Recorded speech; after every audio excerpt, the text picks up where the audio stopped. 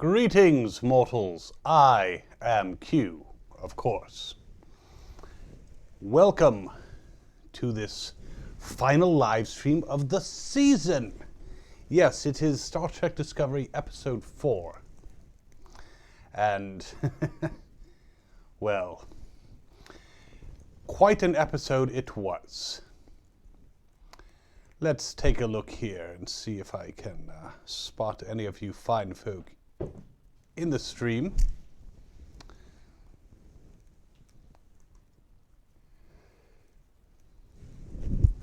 Yes, indeed I can see you. Interesting. So, I'm looking at this and suddenly I have a lot more headspace. Because of the cat. Gary Seven's cats. Can you see the screen? Yes. The OBS. Bear with us one moment, mortals. Your primitive technology needed some adjustment. I could have just snapped my fingers and I could have been in all your homes simultaneously if it wasn't for the continuum. What can one do?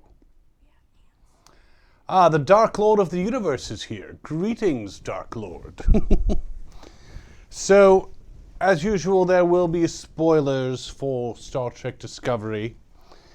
And this is one of the good things on your planet. It's Pepsi Zero, I believe it's called. So let's talk about this wonderful episode. It actually started out quite exciting. It is actually called Such Sweet Sorrow Part 2. I guess they ran out of names. And there was a lot of action. Why they waited until they were like to the last minute to build the Red Angel suit. I mean, you would think as soon as they started charging the time crystal, they would build it like then instead of like assembling it at the last minute. But what do I know? I'm just Q. But overall, it was an exciting episode. The only thing that I noticed a lot is they paused for these dramatic moments when they're supposed to be like out of time and running, and you know, Spock's like, I'm gonna go to the shuttle and follow you out, and he walks over. Maybe a jog? Just a thought. You're in a hurry. You can't snap your fingers and just appear in there, which I would have done because, you know, it was time critical. Lieutenant Dan. Do you like shrimp? I'm just curious. So there was a lot of pausing, a lot of, you know, it was bad enough last episode, the first part of this, when, you know, Captain Pike's like, Burnham, get your ass to the bridge, and she stopped to see all her friends and make out with Ash. But this episode, there's like people dying, and they take a moment to say, are you ready? Okay. I mean, the suit was kind of neat if you like, you know, Iron Man.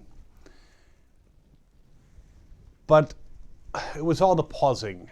That's my main complaint. I mean, overall the action was good, though I have to say the battle reminded me of the battle in that Aquaman flick. I thought it was an exciting episode, Mind Release. We're going to talk about some things. But I thought the battle was a lot like that Aquaman flick because we couldn't figure out who was fighting who. It was just things flying around. And all we knew was the Enterprise and Discovery, and all these little ships were flying around, and who knows who was who. Quite confusing. It might as well have been sharks and, you know, giant seahorses. That would have been lovely. So yes, a lot of dramatic pauses, a lot of things like that, and I don't understand. They had like 5 minutes before the suit was ready when they're talking to Leland, aka Control, and instead of, you know, maybe drawing out the conversation and giving themselves a little bit more time, they basically, you know, just demanded his surrender, which was stupid. It's like Control was going to surrender. They could have said, look, Control, we know you plan to destroy us all, so if we're going to give you this data that you want to save our lives, why stop with our lives today? Can we discuss and figure out, you know, a way that you cannot destroy, and engage him in conversation? Stall. Why didn't they stall? I did notice the astromechs.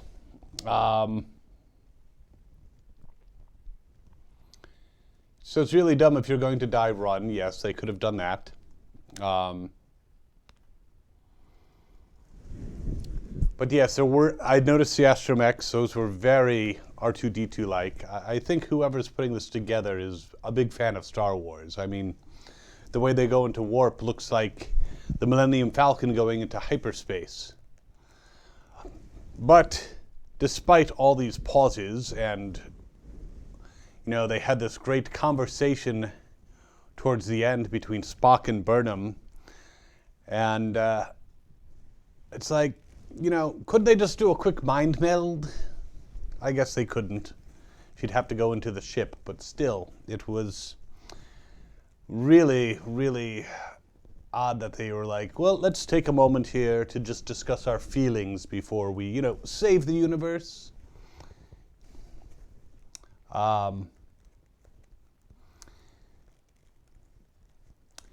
Yes, that's a very good point, Lieutenant Dan. They could have transported the Admiral out of that room. I knew as soon as she glanced at the manual control that she was dead. But I can only assume that if we looked into it, they couldn't beam her out because maybe there wasn't enough power with all the shields and all the damage to the ship. But then they beamed Spock aboard. So those ship-to-ship transport, or within the ship transport, has always been kind of not used in the original series. But I'm trying to recall, did they use it the previous season? Yes, and for that 5 minutes, that was a long 5 minutes. He couldn't get the data. They neutralized him, yes, mind release. And then they flew into the future anyway. Well, the thing is, I think they still had to do that because with the data in the current time, they couldn't be certain that there wasn't some other aspect of Control because Control is a lot like Brainiac. Everyone was saying, Borg, Borg, Borg. I knew he wasn't the Borg, but he was very much like Brainiac. Just a little bit of him survived somewhere and it could come back. So, unless they hunt down each piece and destroy it. So, getting rid of the data actually changed the timeline and then Control was wiped out, which is a very Flash thing to do. Though it never seems to work that way because they killed the ancestor of the Reverse Flash and he's still around? I don't get it.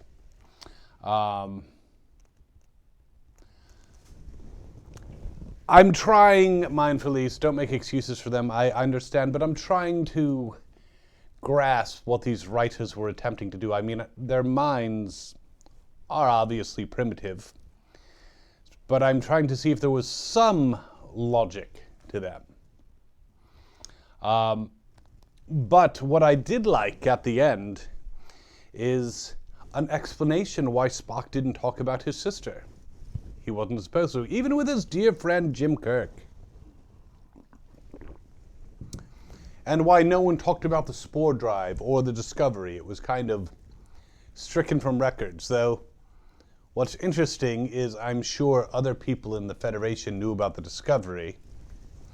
So keeping that whole ship a secret's kind of weird. But People that left the Discovery. there were people who transferred off the Discovery, as this mortal over here just, reminded me, and There were people who knew about the discovery because of, I don't know, they were there.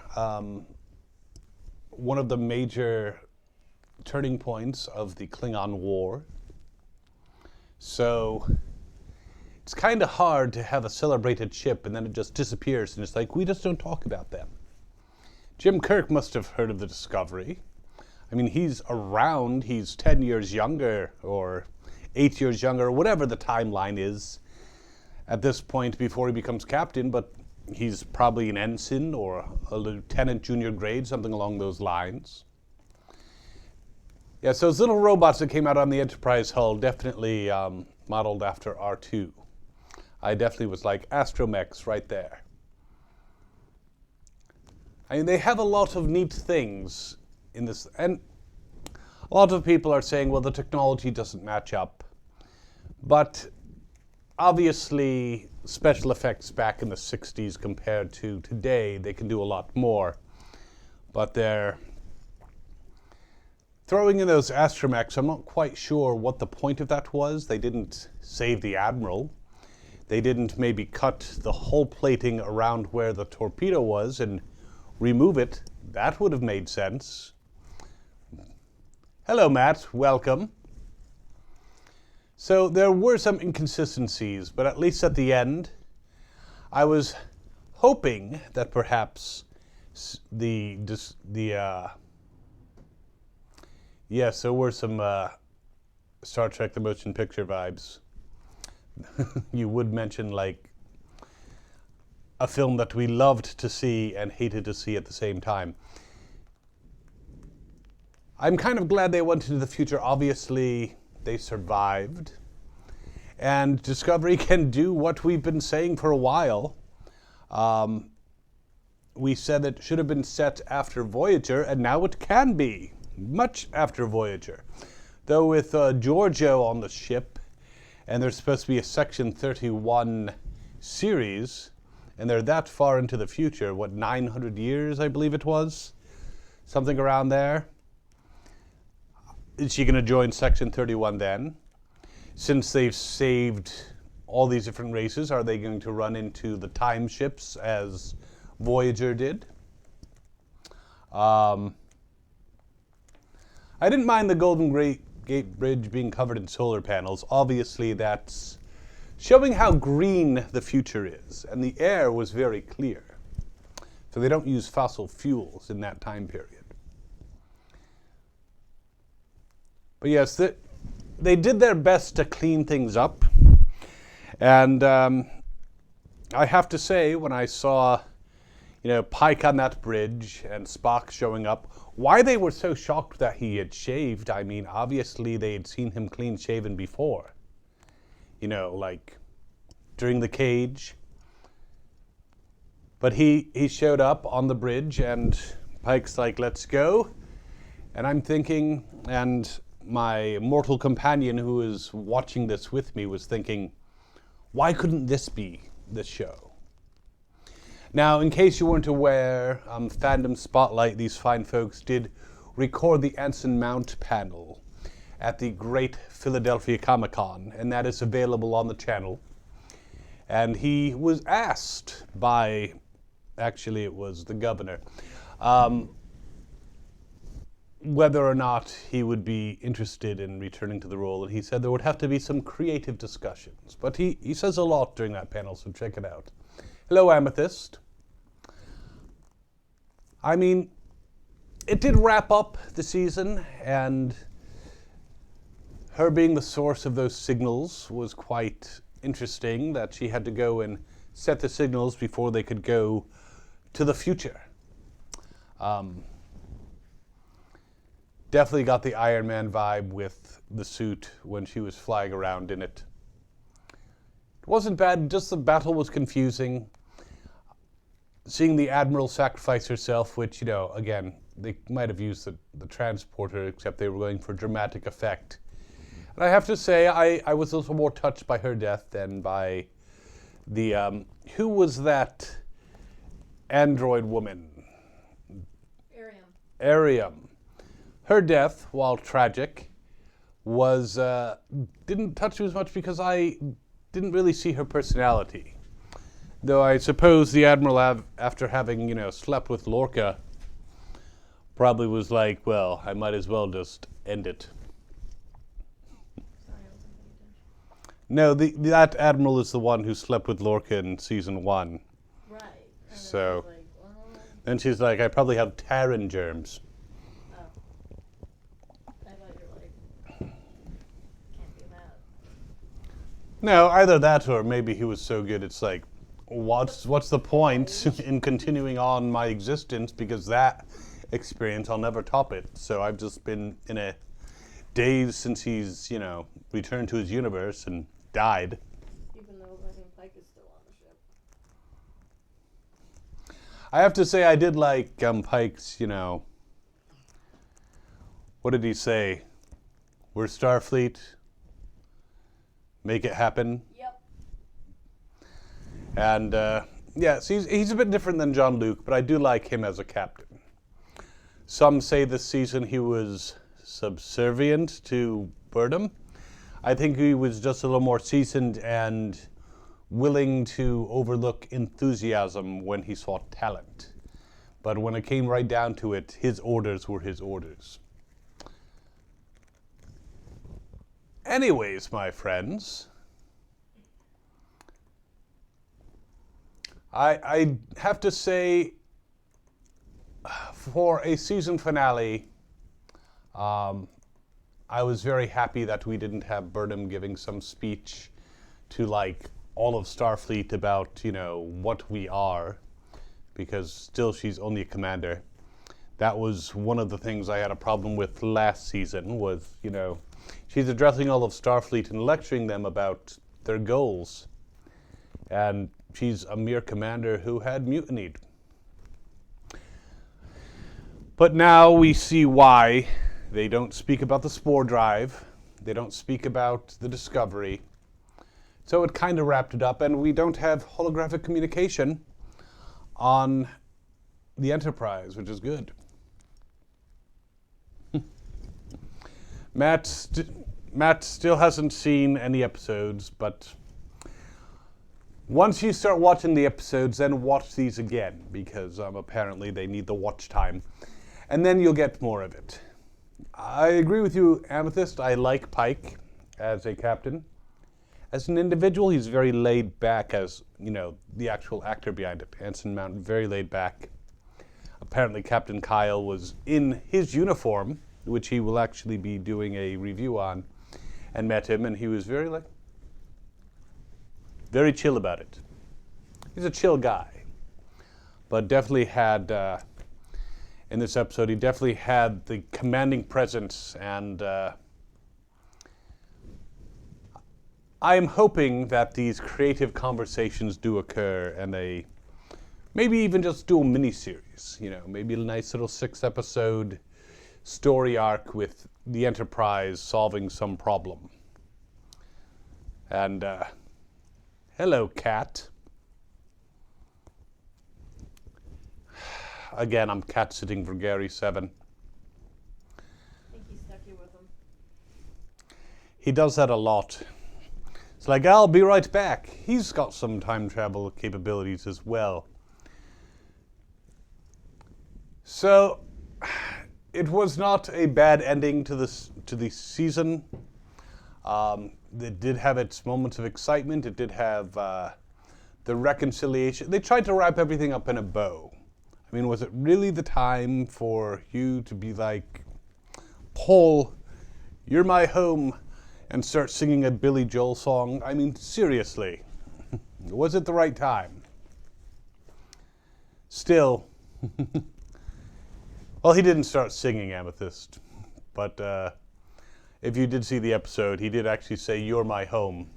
And I immediately thought of the Billy Joel song. He's one of the primitive mortals on this planet that I really appreciate the talent of.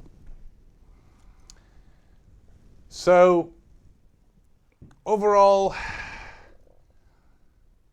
it was very drawn out for a short battle.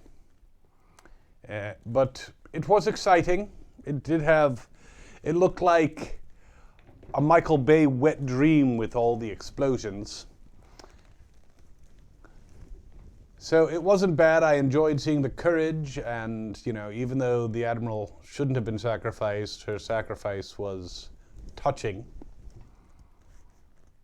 So yes, I will say it was good. Except for the tendency again to just pause and do dramatic, these are my feelings, Spock. And I'm hoping that he should gain a little more control over his emotions over the next 8 years or so that he can be very stoic with Kirk and McCoy. Though he always had a little bit of an edge of making fun of McCoy. That was always fun. Anyways, yes, Matt, I'm glad you'll be watching again. And if you just accept it for what it is and don't think too much about the future, I mean, they did answer a lot of the questions. But yes, why, after they defeated Control, did they still go to the future? Another thought I had, why? Because they were initially transferring the data into the original Red Angel suit. So why didn't they transfer it into this new Red Angel suit and just send Michael? I mean, sure, her friends wanted to be with her, but instead of taking the whole ship in, they could have just transferred the data to the suit, sent the suit through, and it would all be over. And yes, I believe that the cat is like the most... This cat and the other one are the two most adored characters on this channel, because they are characters.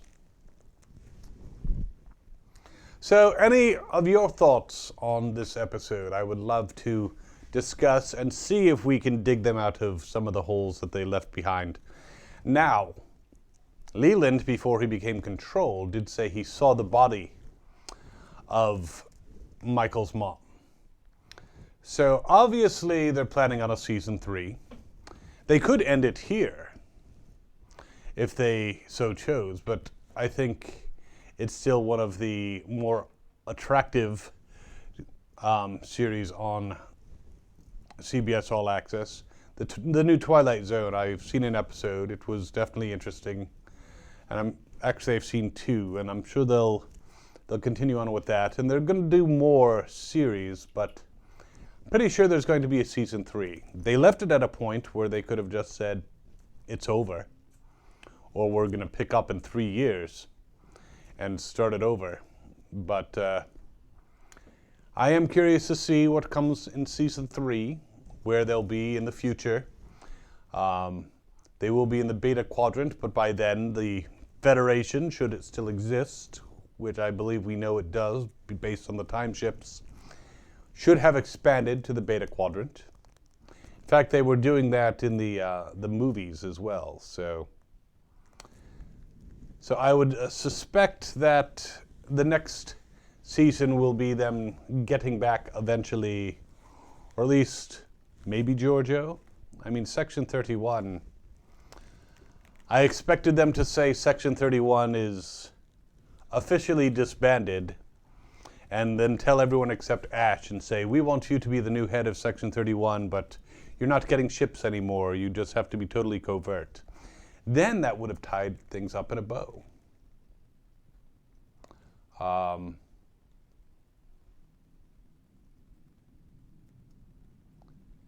Arium save members combined with Sphere data became Zora.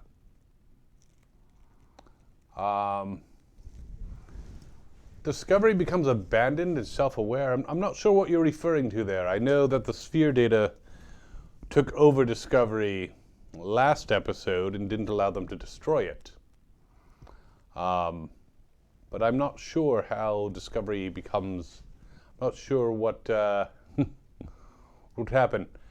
Blasted Heath, I would love to do that. Only, as I've been explaining And apparently your primitives' minds can't retain this information. There was a slight misstep, might have wiped out a couple civilizations and a few star systems and maybe a nebula.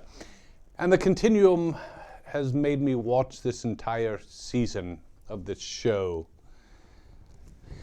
And they've kind of limited my abilities, so. I have not seen the Trek short Calypso. We'll have to check that out. But yes, my powers have been temporarily curtailed. So, I mean, my mind is still far beyond yours, but unfortunately I can't fix any of the problems in Discovery. I am forbidden to do so by the rest of the continuum. I guess even some superior beings can be dumb, just not this one. I will check out that short Calypso. I did not check out those shorts. I was recovering from season 1.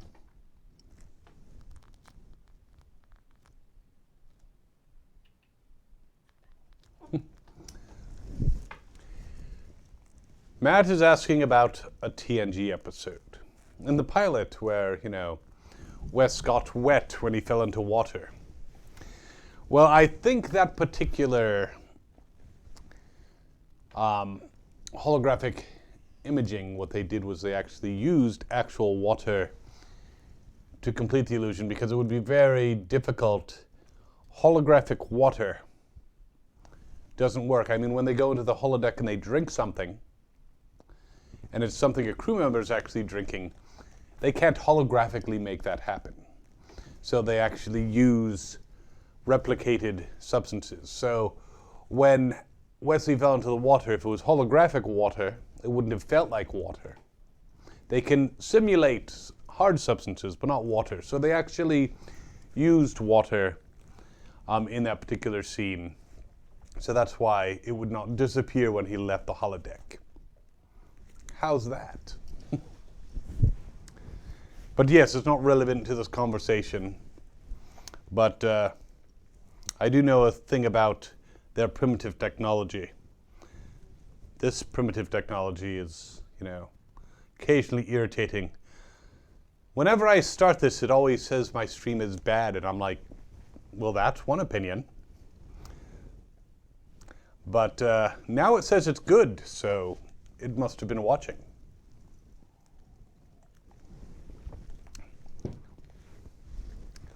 No problem, Matt. I'm glad I could explain that to you. It also works the same thing when they're eating food because they can't eat holographic food. It would be a hell of a diet plan if they could do that. Okay, so let's speculate about next season. Since we've already... I'm sorry. If there is one. If there is one. I mean, there does seem to be some popularity with the show. There seems to still be some trolls and haters. Let me be clear. I have some disdain for the show because of plot holes and overdramatic writing and dramatic pauses and some of the problems with, again, this episode, we're in a hurry, but let's just walk just normally to the shuttle instead of running like hell. But there are a lot of people who hate this series for other reasons, because they represent a gay couple. They represent, a lesbian engineer. I do like that engineer. What did she say? Get off my ass? Sir. And then she said, get off my ass, sir. And they do a lot of things. They have strong female characters. And there are some people who are threatened by this. And I say, if you cannot see that the Vulcan IDIC, infinite diversity and infinite combinations, applies, then you are not truly fans of Star Trek. I'm sure there were people back when the original series ran who saw William Shatner and Nichelle Nichols kiss on screen and were quite horrified and probably stopped watching. And now if we have like two men kissing, people are like horrified and they stop watching. Or they keep watching and they just complain about it because they have nothing better to do. Yes, or as my attendant mortal over here, my handmaiden, I call her, cadet hand maiden. Actually, that could be taken in a different way. But, you know, some of them still watch just so that they can make complaints about the social commentary. I mean, do any of you, hello, Fatland, welcome back. I imagine that some of you may have friends who are members of the LGBTQ community. I know I do. And that's what society is. Why would that change in the future? Yes, I like the strong characters. I have never seen a reason why a woman couldn't be a strong commander, a strong fighter. I mean, there are certain biological things that, in general, men are physically more imposing, but women can be faster and more precise. And I've had... Don't ever tell Lady Q that women can't be strong, because... Well, I'm not, but that's just me. But there's no reason why a female human can't do whatever a male human can do. Or a female Q. Or a female Q, for that matter. Do Qs even have gender? We choose our genders, as some humans do, and that's fine too. Your race is progressing, but slowly, but there are still some who cling to antiquated views. Yeah, what is phrasing? Are we still... Why aren't we doing phrasing anymore? I'm just curious about that. But yes, so a lot of the social structure and the characters, I mean, Tilly, I think she's adorable. Is she captain material? I don't know. She's kind of flight-headed and impulsive. I think she would make an excellent scientist, but I don't know that the quasi-military life is really for her. Though she did fix the shields with her eyes actually closed. So she is brilliant, but erratic. What was it? What was it that Doc Ock, before he became Doc Ock, called Peter? Was brilliant but lazy. She's not really lazy. She's just manic. Amethyst, yes. Voyager, Janeway. I mean, she was a good captain most of the time, though she did turn down an opportunity to mate with me, so she can't be that bright. I mean, who wouldn't want to? I chose her over several amoebas that were quite attractive.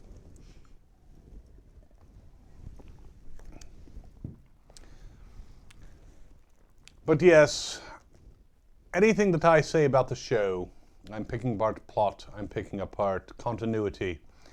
But socially, we may have never seen it in the original series, but presumably some of those characters were gay.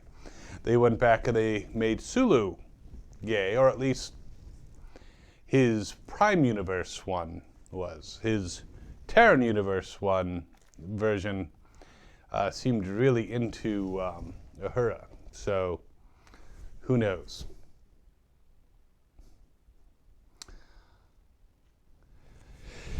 Yes. Let's not talk about Janeway's parenting skills. So, next season, I imagine, should it continue, that they will find themselves trapped in the future, temporarily, and they will have to figure out a way home. Now, I would think it would actually be pretty simple, because 8 years from the point that they left, 8, 9 years, somewhere around there, the Enterprise determines ways to slingshot around stars at warp speed and travel to the past. And they did it several times. In fact, they did that in at least accidentally once and on purpose several times. In fact, they brought back whales. So you would think them getting to the future, someone there, since they saved all the life in the universe, would be like, hey, you can get back to your own time. Maybe we'll send you, 124 days later or something like that. So not to cause paradox, but they could go back. Someone should just teach them that little trick. Or they could always, forget about the ship, go back to the Guardian of Forever. I'm sure that's still around. Plenty of ways.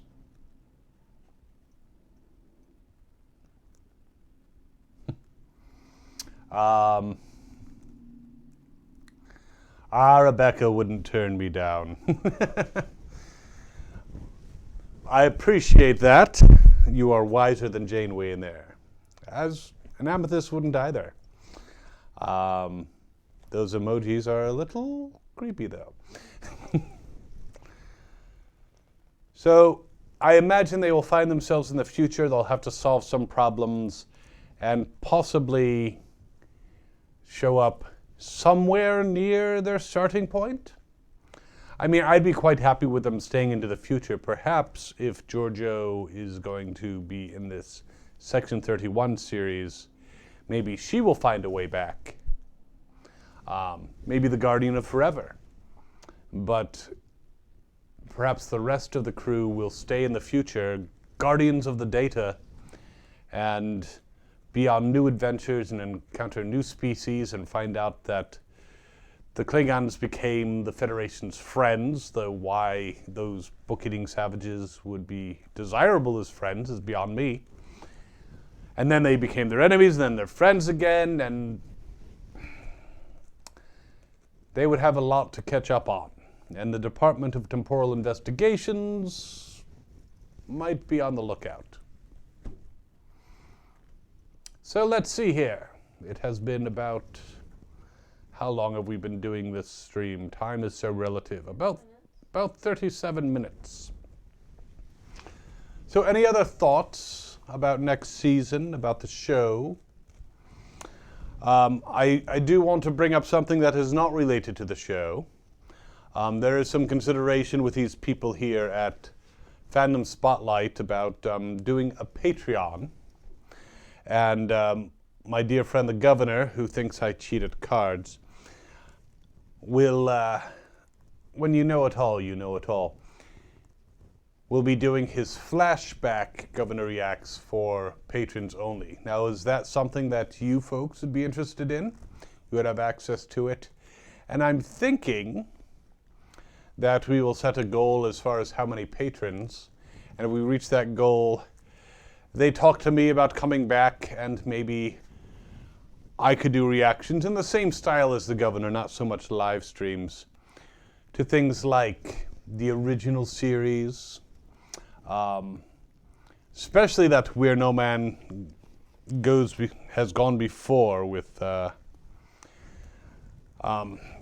Kirk's friend, Gary Mitchell. I bear a little bit of responsibility for that, and I would tell you about it should I do a reaction. But yes, there is some thought about doing a Patreon. I don't know how you people feel about. Now, if you would be interested, other than the flashback Governor Reacts being available to patrons, I think it would be the lowest tier, $2. Any other rewards you would want?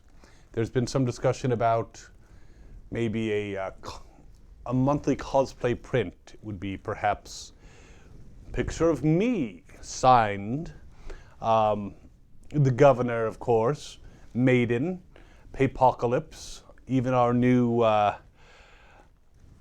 member here in Fandom Spotlight, Karen. She's an excellent cosplayer. That was the other cat.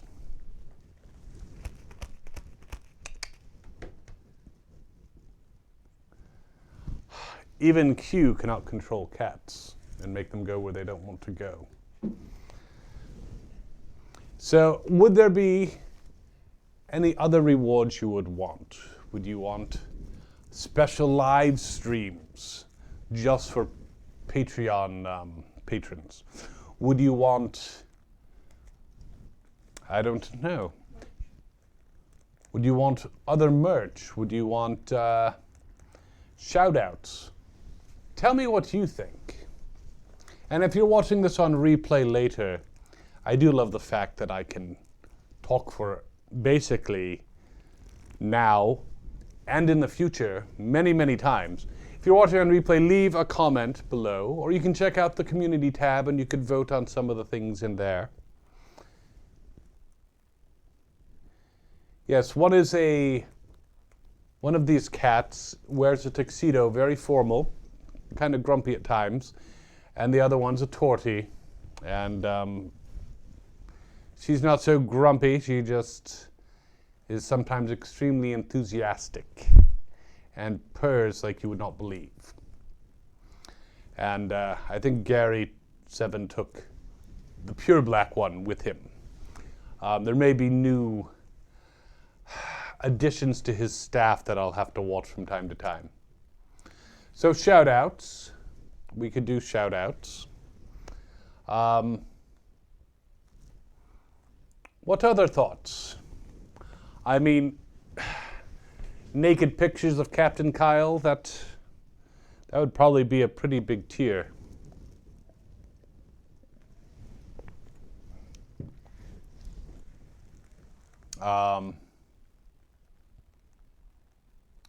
The redhead in her. Are you a redhead? Yes, cats have, Amethyst, you would have a tortie, I believe, as well. I believe you've mentioned that before.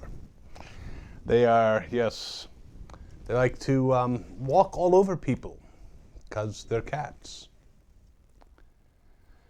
So this is going to wrap up the season now. I am considering, would you guys want me to do a full season discussion on the weekend, perhaps Sunday? I could come back and we could just talk about all the episodes this season, plus whatever else you would want to ask Q about. We could do that this Sunday, and it would be earlier in the day, probably in the afternoon, so our welcome Rogerio. It would be earlier in the day so that our friends over in Europe wouldn't have to stay up quite so late. I know some of you would appreciate that.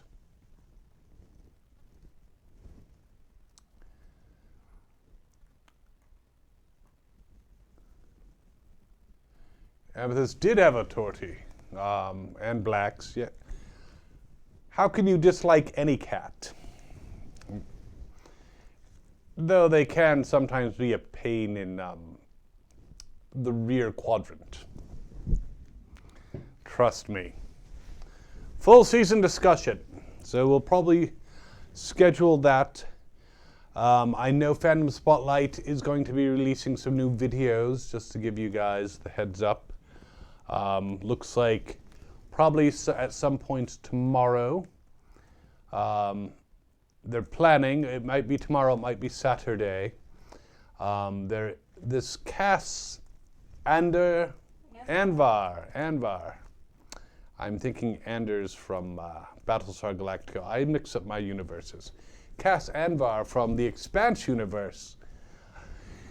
They have a little in-depth interview with him as he talks about how the Expanse was saved.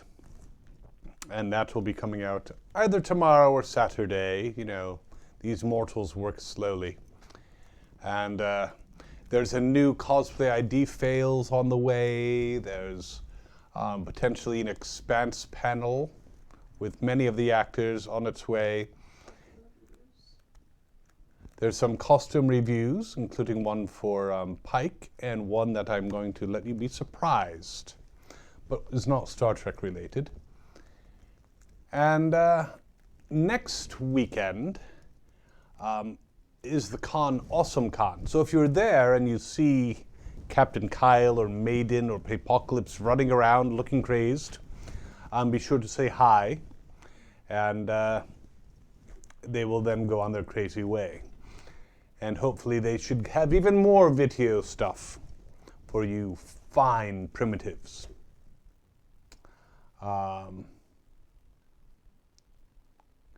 Rebecca, you and your mom have a cat of every color.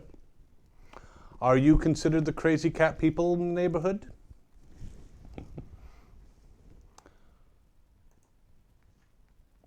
All right, so any other thoughts that your primitive brains have come up with that we can discuss? Otherwise, I do have some attempts to get out of these further discussions. The Continuum and I have let's say a meeting of the minds, but I have to prepare for that because they're all stodgy.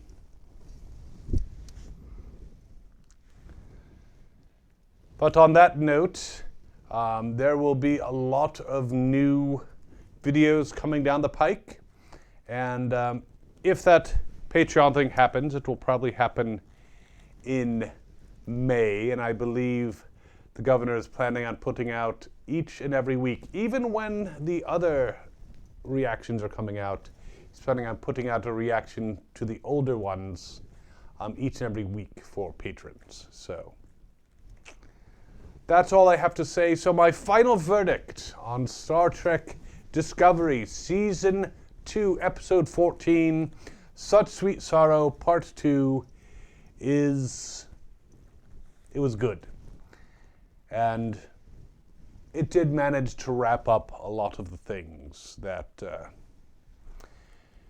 people were complaining about. And why didn't they talk about the spore drive? And why didn't they have the holographic communication?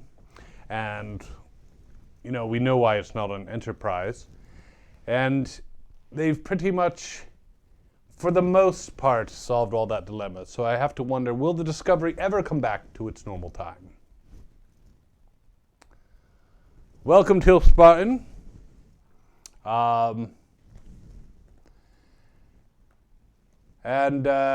We are about to wrap this up. I have given my final verdict that the episode was good. Of course, there should be a Season 2 coming along, or a Season 3 rather.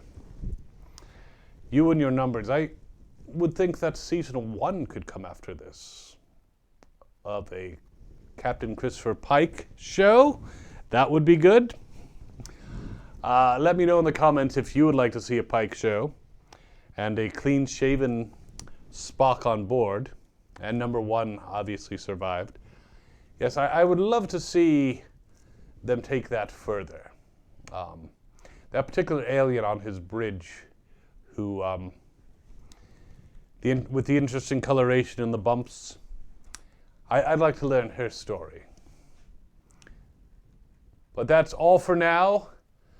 Thank you so much for enjoying my presence, because how could you not, for I am Q. So we will be rendering verdicts for the full season on Sunday, and remember, the trial is never over. However, this stream is.